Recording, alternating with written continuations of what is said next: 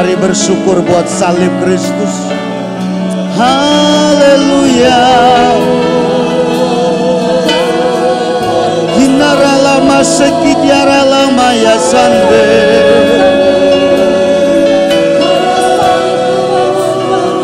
Hanya karena salibmu kami ada. Hanya karena salibmu kami menang. Engkau layak terima pujian, Engkau layak dihormati selama-lamanya. Mari semua bersyukur, mari semua menyembah Tuhan. Dia yang mengasihi kita, Dia yang memberkati kita. Mari syukurkan kasih-Nya, mari syukurkan rahmat-Nya bagi kita. Haleluya. Kirala papa papa papa papa papa papa. Koroyo mosita takarala maya saka takarala papa papa papa. Hatiku bersyukur, jiwaku bersukacita karena salib Tuhan, karena salib-Mu. Haleluya.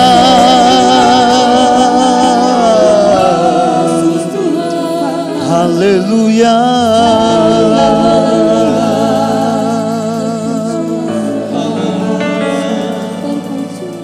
Jiwa kami bermegah karena salib-Mu Tuhan. Jiwa kami bersuka karena salib-Mu Kristus.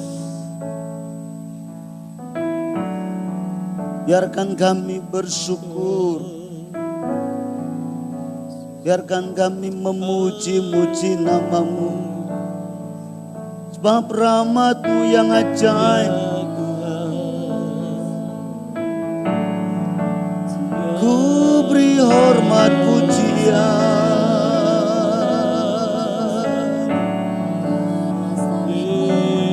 ku beri kemuliaan.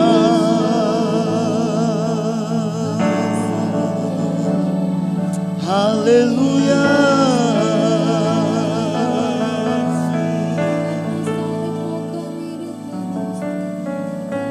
Makasih Tuhan. Sekali lagi kita angkat pujian ini. Karena salib-Mu ku hidup, karena salib-Mu ku menang. Engkau yang berkuasa, sanggup untuk melakukan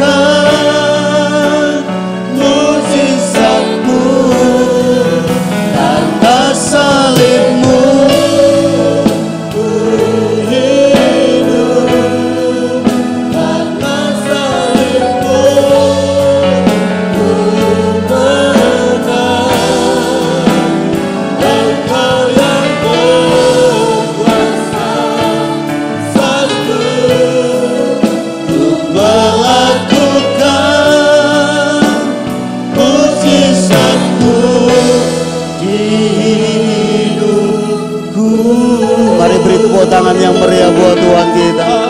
Haleluya. Buat salib Kristus, buat Kristus yang ajaib, kami beri puji dan hormat. Terima kasih buat hari ini. Anugerah-Mu atas kami dan ibadah ini hanya untuk Tuhan. Sekarang berbicaralah atas kami dan berkati kami. Biar firman yang hidup itulah yang kami dengar pada sore menjelang malam ini. Dan di dalam nama Tuhan Yesus Kristus, kiranya Roh Kudus memberkati hamba-Nya sore ini. Sehingga hamba-Nya oleh kasih karunia yang boleh mengajar seluruh sidang jemaat. Sehingga yang mengajar dan yang mendengar sama-sama diberkati dan Kristus dipermuliakan. Di dalam nama Yesus kami siap diberkati. Haleluya. Amin. Silakan untuk memberkati. Selamat sore, shalom. Haleluya. Bapak Ibu yang Tuhan kasihi, kita akan belajar firman Tuhan bersama-sama.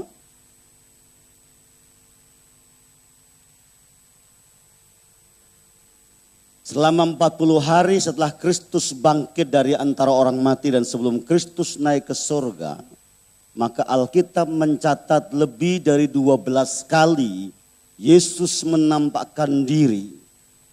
Baik kepada para rasul, ke-12 rasul, 11 rasul itu, maupun kepada rasul-rasul berikutnya seperti Paulus. Kalau kita bertanya, kira-kira ngapain ya? Yesus harus menampakkan diri berkali-kali. Kenapa setelah dia bangkit, kenapa nggak langsung naik ke surga saja? Kenapa dia harus bolak-balik menampakkan diri? Tadi saya bilang lebih dari 12 kali. Jawabannya ada pada warta gereja sebagian. Itu sebabnya saudara pulang, saudara boleh renungkan di rumah. Mari coba buka warta gereja, judulnya mantap-mantap di warta ini. Salah satunya Yesus menampakkan diri, membuktikan bahwa apa yang difirmankan oleh Yesus itu digenapi. Yang kedua, Alkitab berkata, kenapa Yesus harus menampakkan diri, membuktikan bahwa dia adalah Tuhan dan Allah. Dan maut tidak sanggup menawannya. Dan ada banyak alasan tentunya kenapa Yesus harus sering menampakkan diri pada waktu dia bangkit dari antara orang mati. Nah, sore hari ini kita akan melihat beberapa hal penting yang kita akan belajar bersama-sama. Kenapa Kristus harus menampakkan diri? Dari versi warta gereja saudara boleh baca, tetapi ini yang saya mau tambahkan kepada kita sore hari ini.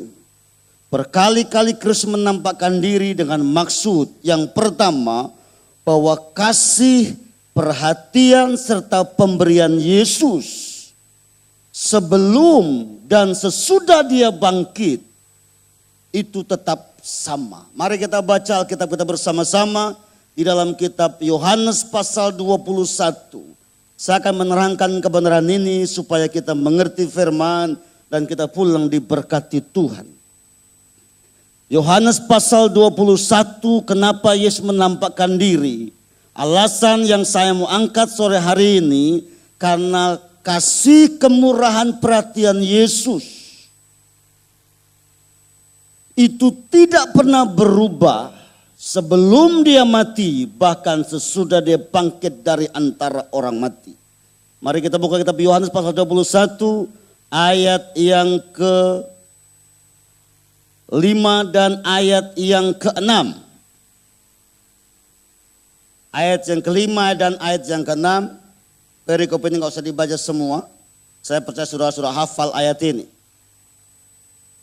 Kata Yesus kepada mereka, hai anak-anak, adakah kau mempunyai lauk pauk? Jawab mereka, tidak ada. Maka kata Yesus kepada mereka, tebarkanlah jalamu di sebelah kanan perahu. Maka kamu, saya ulangi, di sebelah kanan perahu maka akan kamu peroleh. Lalu mereka menebarkannya dan mereka tidak dapat menariknya lagi karena banyaknya ikan. Kita sambung ayat 11. Simon Petrus naik ke perahu lalu menghela jalannya ke darat. Penuh ikan-ikan besar. 153 ekor banyaknya. Dan sungguh pun sebanyak itu, jala itu tidak goyah. Saudara, Alkitab mengajar kepada kita sore hari ini. Apa yang dilakukan Kristus setelah dia bangkit dari antara orang mati. Dan menampakkan diri kepada ketujuh muridnya itu adalah, Alkitab berkata, Yesus memberkati mereka dan berkatnya nilainya adalah terbaik dan lebih, bahkan hampir terkoyakkan dan hampir jaringnya pun tidak memuatnya. Tidak sanggup menampungnya. Saudara, di dalam kitab Yohanes, kalau saudara perhatikan baik-baik kitab Yohanes, saudara akan temukan bagaimana Yesus punya cara memberkati orang-orang waktu itu, memberkati murid-murid. Itu tetap sama sebelum dia bangkit, setelah dia waktu melayani 3,5 tahun dan sudah bangkit. Jadi Yesus itu memberkati murid-murid. Itu nilainya tetap sama. Terbaik, lebih dari cukup, bahkan berkelimpahan. Itu prinsip berkat dari Yesus. Mari coba saya membawa saudara kita cek beberapa ayat firman Tuhan, sebuah peristiwa. Benarkah bahwa berkat Yesus itu adalah melebihi apa yang kita pikirkan? Seperti yang terjadi kepada ketujuh murid Yesus setelah Yesus bangkit dari antara orang mati. Pada Yohanes pasal yang ke-6 ada sebuah peristiwa yang menarik. Yesus memberi makan 5.000 orang. Pada waktu Yesus memberi makan 5.000 orang dengan 5 roti dan 2 ekor ikan, saya mau tanya, cukup atau lebih? Cukup atau lebih? Lebih. Jadi berkatnya lebih. Di dalam Yohanes pasal 21 berkatnya ikan-ikan besar dan jalannya hampir koyak. Terlalu banyak berkat, lebih daripada cukup. Pada peristiwa Yesus memberi makan 5.000 orang, sama. Yesus memberkatinya lebih. Halo? Betul? Ya. Coba perhatikan sebuah peristiwa di dalam peristiwa Yesus melakukan mujizat di pernikahan di Kana. Tradisi orang-orang di Kana menikah itu biasanya adalah anggur yang disajikan yang pertama enak dan yang belakangan kurang mantap. Tetapi peristiwa di Kana dengan kehadiran Kristus berbeda. Orang-orang berkata anggur yang semakin lama kok semakin enak. Artinya berkat yang datang dari Tuhan itu semakin lama kok semakin hebat dan luar biasa. Artinya lebih dari sekedar baik, bahkan lebih baik dibanding anggur sebelumnya. Jadi Yesus itu kalau memberkati Pak, tidak yang jelek, tidak yang bekas. Dia memberkati yang banyak, berkualitas. Amin. Ini peristiwa-peristiwa luar biasa. Terus perhatikan baik sebuah peristiwa pada Yohanes pasal yang ke-7. Mari kita baca Yohanes pasal ke-7.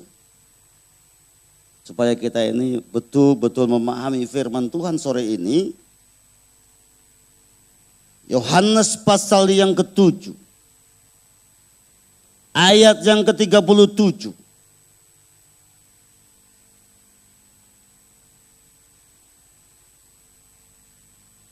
Dan pada hari terakhir yaitu pada puncak perayaan itu Yesus berdiri dan berseru. Barang siapa haus baiklah ia datang kepadaku dan minum. Barang siapa yang percaya kepadaku seperti yang kukatakan, yang dikatakan oleh kitab suci. Dari dalam hatinya orang yang haus dan minum maka akan mengalir aliran-aliran air hidup. Perhatikan. Barang siapa yang haus datang dan minum. Kalau kamu minum, kamu akan mengalami berkat-berkat yang luar biasa.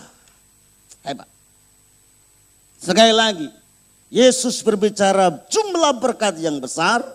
Dan Yesus juga berbicara tentang kualitas berkat yang hebat. Satu lagi, mari kita baca dalam kitab Yohanes pasal 10.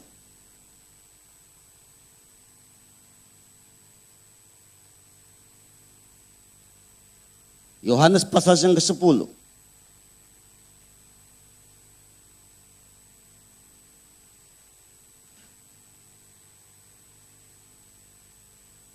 Ayat yang ke-10. Pencuri datang hanya untuk mencuri dan membunuh dan membinasakan. Kita baca bersama-sama.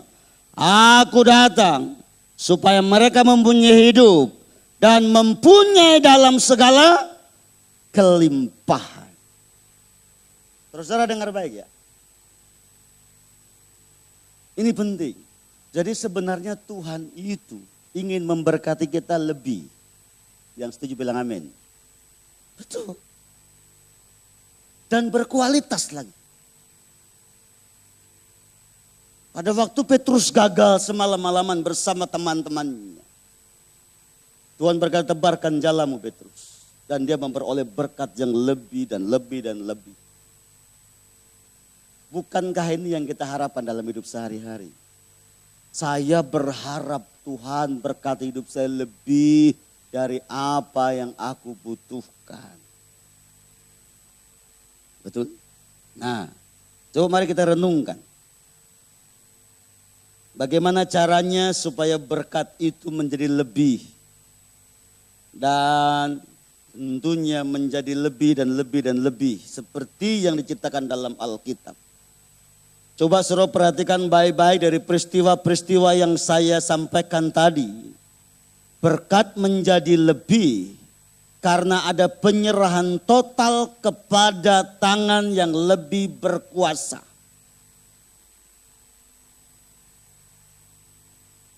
Yang menjadikan berkat itu lebih karena mereka ini menyerahkan kebutuhannya kepada Allah yang lebih berkuasa. Dari berbagai macam keahlian dan kepandaiannya. Petrus mendapatkan berkat lebih. Petrus menyerah total. Keahlian Petrus tidak menjawab kebutuhannya. Menyerahkannya kepada Kristus dan taat kepada Kristus. Pada akhirnya mendapat berkat yang lebih. Seperti yang diharapkan. Bahkan lebih dari yang diharapkan. Kenapa di Kana mendapatkan berkat anggur yang lebih baik? Karena ibu Yesus berkata, kalau Yesus suruh apa saja, ikuti saja. Sang pembuat anggur di Kana itu taat. Mengikuti kehendak dan maunya Kristus. Maka anggurnya lebih baik dan lebih berkualitas dan mencukupinya. Kenapa 5 roti dan 2 ekor ikan menjadi lebih 12 bakul? Karena diserahkan kepada tangan yang berkuasa. Yesus Kristus namanya. Makanya berkatnya menjadi lebih. Halo? Ya. Kalau air itu mengalir. Dan terus mengalir dalam hati kita. Karena kita tahu datangnya dari manakah air itu. Dari Allah Yesus Kristus Tuhan. Jadi sebenarnya saudara dengar baik, ini penting ya buat saya. Sehebat-hebatnya kita. Secanggih-canggihnya kita.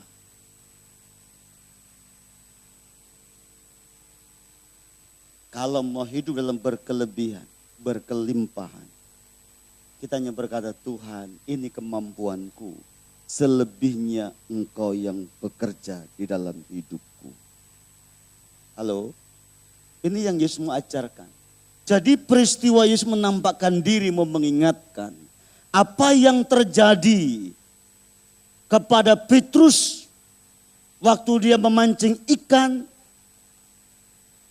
di pagi hari sebelum peristiwa 21, pasal 21. Peristiwa memberi makan yang lebih, mengerjakan mujizat di Kana, itu juga dilakukan oleh Tuhan setelah dia bangkit dari antara orang mati. Jadi kasih kemurahan Tuhan tidak pernah berubah. Kalau dulu Allah memberi kita berkat lebih, Yesus bangkit pun berkatnya juga lebih. Yesus tidak pernah berkatnya dipengaruhi oleh situasi. Hanya persoalannya kemanakah kita menyerahkan potensi dan kemampuan itu. Halo?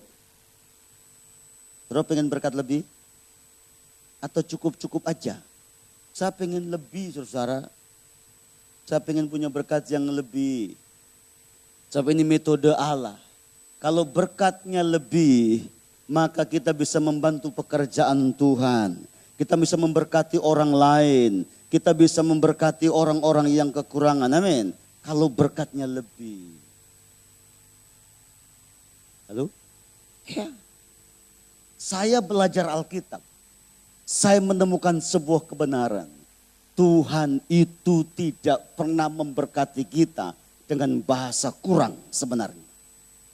Kalau kita mengerti kemanakah kita menyerahkan hidup di hadapan Dia. Kalau kita mengerti kemampuan keahlian kita itu terbatas. Di saat diserahkan kepada tangan yang tak terbatas. Maka akan lebih dan akan lebih dari sekadar cukup.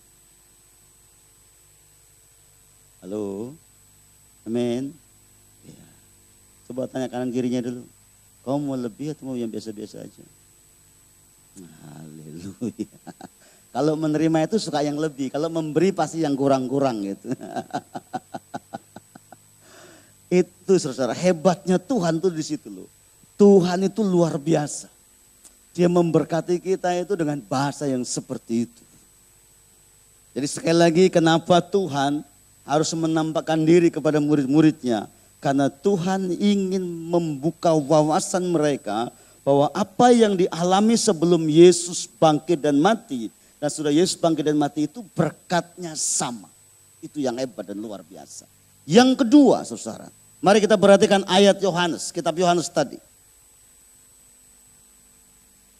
Mari kita kembali ke dalam kitab Yohanes pasal 21.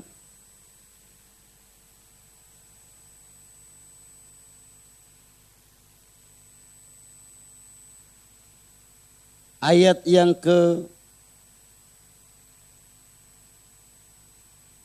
13.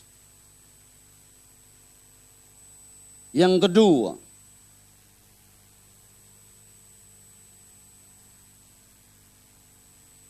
Pasal 21:13.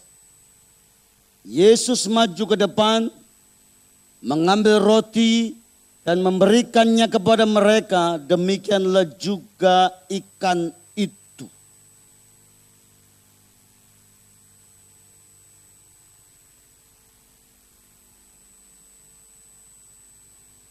Ayat ini ingin memberikan pengertian begini sama kita.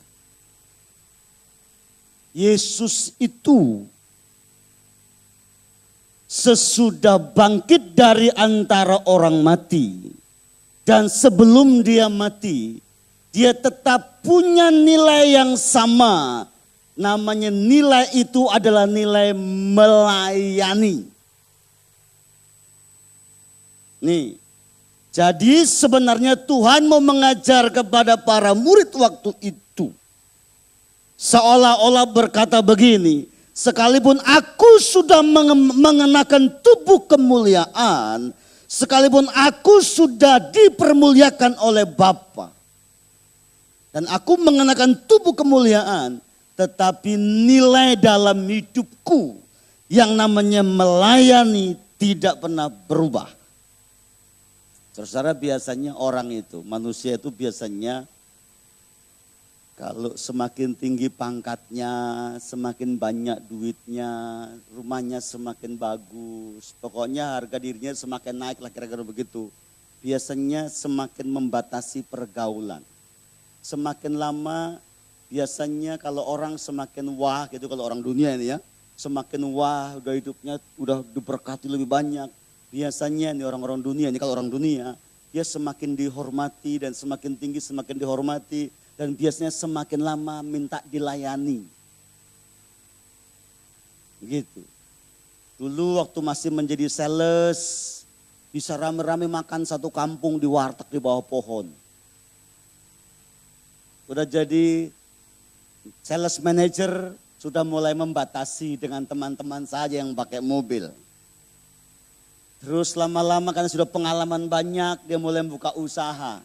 Sudah jadi bos, mulai membatasi lingkungan. Dan tidak lagi membuat kopi sendiri dan mulai berkata, bos ini apa bos? Panggilannya udah bos lain. Dunia itu seperti itu. Semua serba dilayani. Tapi Kristus yang kita sembah, setelah dia bangkit dari antara orang mati dan mengenakan tubuh kemuliaan, nilai pelayanan itu tetap melekat pada dirinya. Sebab dia pernah berkata, aku datang untuk tidak dilayani, aku datang untuk apa? Melayani. Saudara bandingkan Yohanes pasal yang ke-12.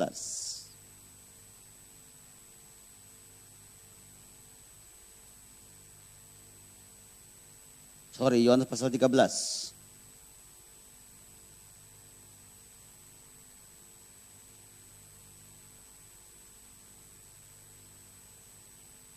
Ayat 12. Yohanes pasal 13 ayat 12. Sesudah Yesus membasuh kaki mereka, ia mengenakan pakaiannya dan kembali ke tempatnya. Lalu ia berkata kepada mereka, mengertikah kamu apa yang telah diperbuat, apa yang telah kuperbuat kepadamu? Kamu menyebut aku guru dan Tuhan, dan katamu itu tepat, sebab memang akulah guru dan Tuhan.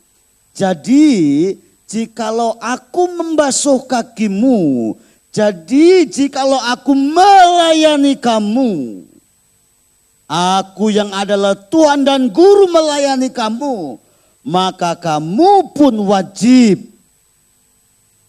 apa? Saling melayani, saling membasuh kakimu. Sebab aku telah memberikan suatu teladan kepada kamu, supaya kamu juga perbuat sama seperti yang telah kuperbuat kepadamu. Saudara, sebelum Kristus mati, dia melakukan sebuah pelayanan kepada murid-muridnya. Dan sesudah Yesus bangkit, hal yang sama Alkitab katakan pagi itu. Yesus tahu muridnya sedang lelah, sedang capek, sedang frustasi, mungkin juga lapar. Dan pagi itu dia ada sepotong roti dan tidak ada satu ekor pun ikan yang ditangkapnya. Makanya Yesus membuat api unggun di tepi pantai dan berkata, sarapanlah, aku melayani engkau. Saudara, sekali lagi, sekalipun Yesus sudah mengenakan tubuh kemuliaan, tetapi nilai pelayanan dari diri Yesus tidak pernah berubah.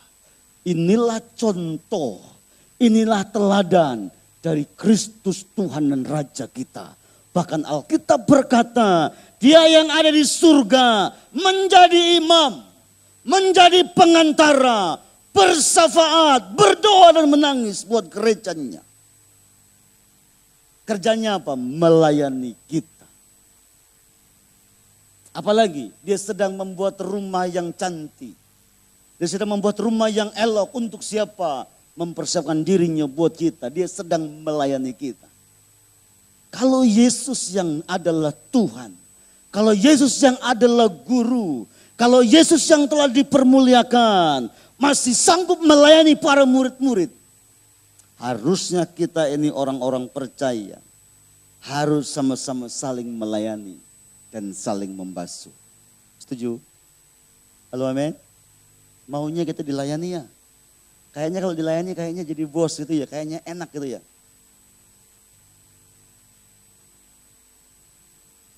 Terus saudara, hampir setiap pagi saya masuk kantor. Selalu ditanya sama staf saya, Papa mau minum apa Pak? Jam 12 siang, Papa mau makan apa Pak? Rasanya kok risih, orang Jawa bilang.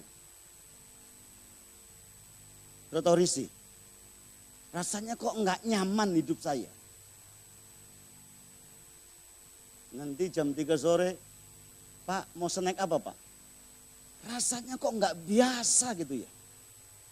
Saya bilang ntar gue cari snack sendiri dah, bikin kopi sendiri. Jadi bos kadang-kadang enak juga saudara. Tapi kalau enggak terbiasa enggak enak, ada perasaan yang anjal. Kita senang-senang aja dihormati orang Pak Bu, senang-senang aja. Tapi kalau sampai kita mengatakan ini kesempatan saya dilayani, buat saya nilai kehambaan itu. Nilai pelayanan aku datang untuk melayani, menurut saya perlu dipertimbangkan ulang. Pak Bu yang Tuhan kasih, kita ada di gereja ini bukan untuk dilayani. Kita di gereja ini untuk sama-sama melayani, amin. Siapapun Anda, berapapun hebatnya saudara punya, berapapun banyak saudara punya jabatan, saudara banyak saudara punya harta benda, saudara banyak saudara punya sesuatu yang yang luar biasa. Seberapa hebat Anda terkenal di dunia ini. Kalau kita ada di gereja ini, mari kita berkata, aku datang di hadapan Tuhan hanya untuk melayani Tuhan. Kalau itu nilai kita akan dipermuliakan bersama dengan Kristus. Jadi sekali lagi Pak, Bu, Kristus berkali-kali menampakkan diri. Dia menunjukkan kepada kita orang-orang percaya, berkatnya tetap terbaik dan lebih dari cukup buat kita. Dan yang kedua, Yesus berkali-kali menampakkan diri. Dia mau kasih teladan terus kepada kita, supaya kita belajar saling melayani satu sama yang lain. Yang ketiga, yang terakhir. Mari kita kembali dalam kitab Yohanes pasal yang ke-21.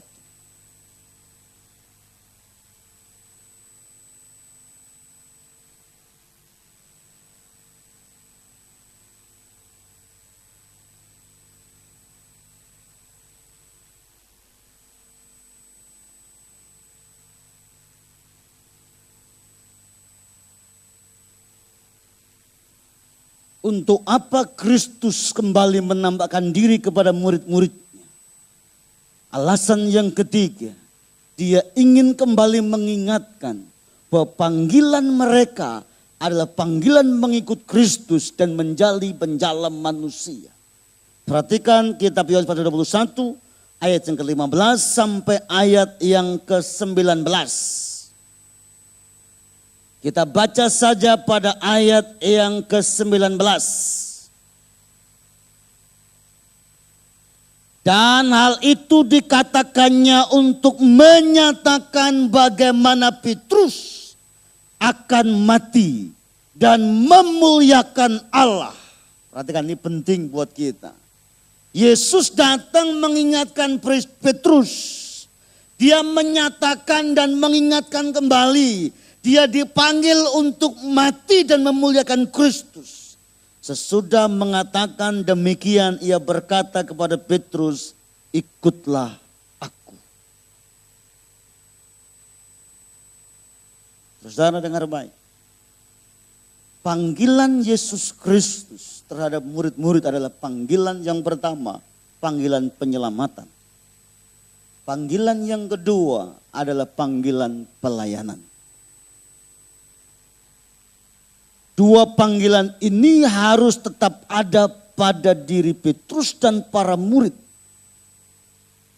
Kenapa peristiwa di tepi pantai itu harus terjadi dan kenapa Yesus harus coaching Petrus dan teman-temannya sampai Petrus menangis. Petrus mau diingatkan sama Tuhan begini, Petrus, kamu ini dipanggil olehku. Bukan untuk bekerja fokus bagi dunia. Kamu saya panggil untuk misi kerajaan Allah. Untuk memenangkan jiwa-jiwa. Saudara bandingkan dalam kitab Markus. Saudara bandingkan dalam kitab Markus. Pasal yang pertama.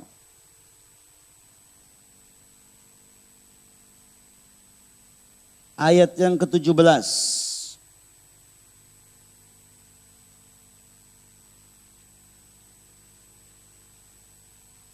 Ayat 16, Markus pasal pertama ayat 16. Ketika Yesus sedang berjalan menyusur danau Galilea, ia melihat Simon dan Andreas saudara Simon. Mereka sedang menebarkan jala di danau sebab mereka penjala ikan. Yesus berkata kepada mereka, mari ikutlah aku dan kamu akan kudesain, kujadikan, aku format. Aku bentuk menjadi penjala manusia. Betul? Iya. Petrus tidak dipanggil untuk kerajaan dunia ini. Petrus tidak dipanggil fokus kepada perkara-perkara dunia yang bisa ngengat. Tapi Petrus dipanggil untuk perkara-perkara kerajaan Allah. Termasuk murid-murid yang lain. Saudara, penampakan diri Yesus Kristus kepada murid-muridnya. Yesus mau ingatkan tentang panggilannya. Yesus mau pulihkan tentang imannya. Yesus mau pulihkan tentang kepribadiannya yang bimbang dan ragu itu. Bahkan yang tidak mudah percaya. Supaya misi Kristus menjadikan bangsa adalah murid Kristus. Misi penyelamatan Allah tetap digenapi. Saudara dengar baik, ini penting. Begini saudara. Kalau seandainya Petrus ketakutan. Kalau seandainya Yakobus dalam kondisi yang cemas. Dan para murid-murid dalam kondisi yang tidak sehat rohnya. Dia sedang ketakutan, kecemasan. Mungkinkah mereka akan menjadi pemberita Injil ke seluruh dunia? Tidak mungkin. Tidak mungkin. Sementara yang namanya keselamatan harus sampai kepada bangsa-bangsa. Ini misi penyelamatan Allah. Jadi Kristus datang ke dalam dunia ini maksud Allah adalah mau menyelamatkan segala bangsa. Tidak hanya sebatas Israel, tidak sebatas orang-orang di Yerusalem. Tidak sebatas ke-12 murid, tidak. Misi Allah adalah penyelamatan bagi seluruh bangsa. Supaya mereka kembali kepada Allah. Dan kalau tugas ini tidak dilanjutkan oleh Petrus, tidak diteruskan oleh Thomas, tidak diteruskan oleh Yakobus, tidak akan pernah Yesus harus memuridkan orang lagi, Pak. Yesus tidak mungkin memuridkan orang lagi. Karena waktunya sudah selesai di bumi 3,5 tahun. Itulah sebabnya Kristus menghampiri Petrus. Yesus menghampiri Thomas dan berkata begini, "Hai Petrus, kamu tuh dipanggil untuk sebuah misi yang besar. Kalau kamu jadi penakut, kamu tidak bisa mengerjakan perkara-perkara yang besar. Hai Thomas, aku panggil engkau ini untuk pekerjaan yang sangat besar. Tapi kalau kamu tidak gampang percaya, ya kamu tidak bisa." Kan nggak mungkin kan.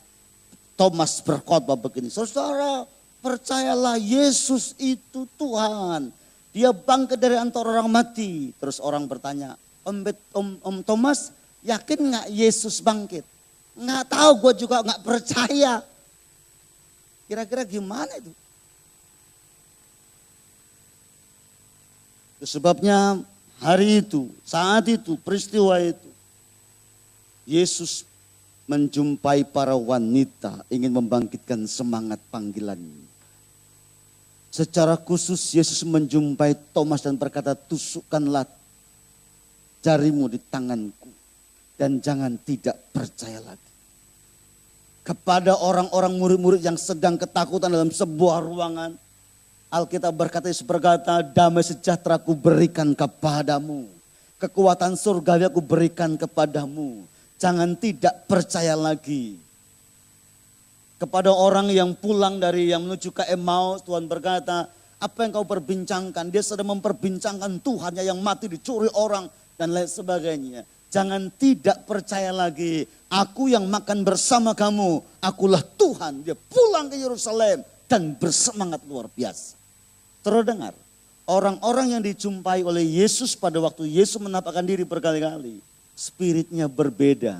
Spirit yang model begitulah sebenarnya spirit kerajaan Allah.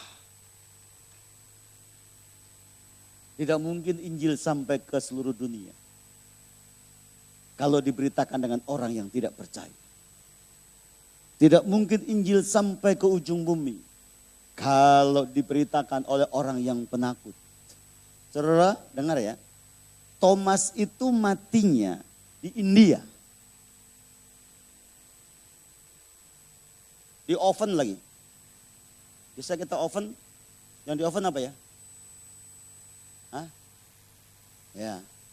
Jadi gereja di India itu atas rintisannya Om Thomas, murid Yesus. Di India ada gereja. Gereja mula-mula yang ada di India itu karena Thomas.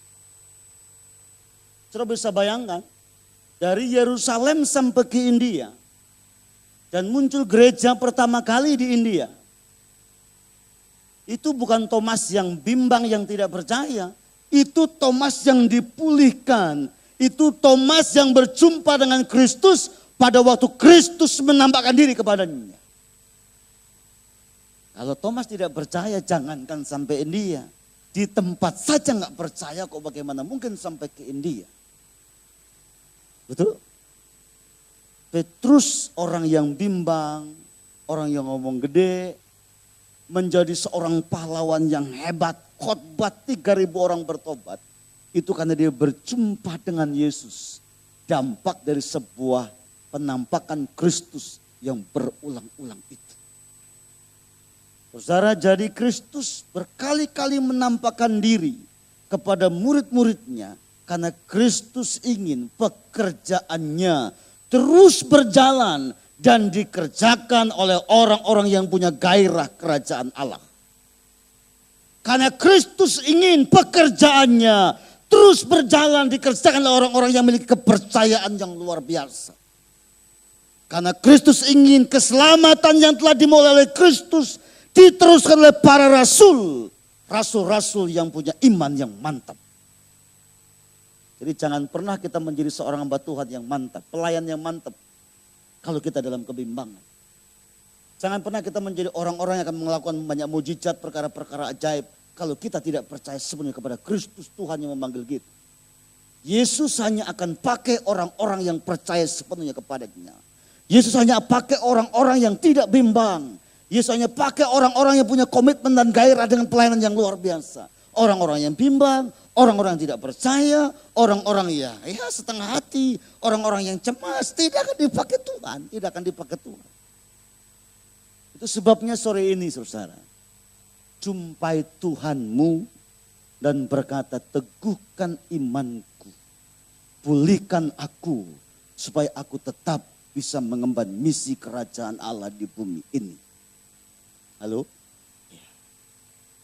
Saudara tidak akan pernah bisa memenangkan keluarga Anda kalau Anda penakut. Anda tidak akan pernah bisa menjadi saksi yang efektif di dalam dunia ini kalau Anda menjadi orang yang bimbang dan ragu dan selalu khawatir tentang hidup Anda. Itulah sebabnya Alkitab mengajar kita sore hari ini bahwa penampakan Kristus berkali-kali kepada murid-muridnya. Dia mau ingatkan tugas Anda itu adalah tugas kerajaan Allah. Tugas Anda misi penyelamatan dan misi penyelamatan itu harus dikerjakan oleh orang-orang yang punya gairah yang luar biasa. Manusia itu seringkali bergairah untuk perkara-perkara yang sifatnya sementara. Kalau untuk perkara-perkara kerajaan Allah sepertinya gairahnya berkurang. Hari ini dunia bergairah dengan petinju Amerika dan petinju dari Filipina. Bergairah banget. Saya tidak melarang saudara nonton, silakan saja. Dia lebih bergairah dengan bola Liga Eropa. Sanggup bangun jam 3 pagi. Tidak mengantuk. Tapi bangun jam 3 pagi baca Alkitab, ketiduran lagi. Saya lihat bola tidak pernah ketiduran. Heran saya. Ya, halo yang suka bola. Anda bangun jam 3 pagi nonton bola gak ngantuk ya? Coba sekali bangun jam 3 pagi baca Alkitab. Pasti tidur lagi. Alkitabnya baca saudara kan? Halo. Haleluya. Mari belajar kepada murid-murid. Dengar baik, gereja Tuhan, dengar baik orang-orang percaya, tugas Anda belum selesai. Dan Anda akan dipakai Tuhan kalau Anda tidak bimbang, kalau Anda tidak takut, tidak ragu, kalau Anda punya gairah yang luar biasa.